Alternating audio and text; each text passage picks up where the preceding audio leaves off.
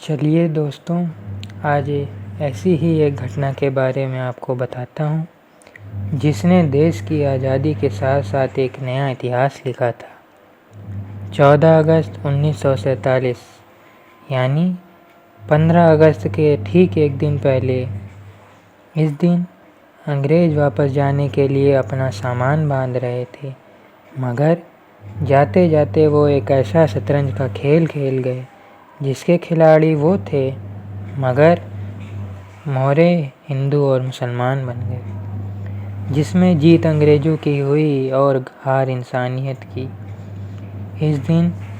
देश के हर कोने में दंगे हुए, खून खराबा हुआ, कई लाखों लोगों की संख्या में लोग मारे गए और उस समय के नेताओं ने इसे शांत करने के लिए एक ऐसा निर्णय लिया जिसका परिणाम आज तक देखा जा सकता है। उन्होंने देश का बंटवारा कर दिया और इसे 2 हिस्सों में बांट दिया। बंटवारे के बाद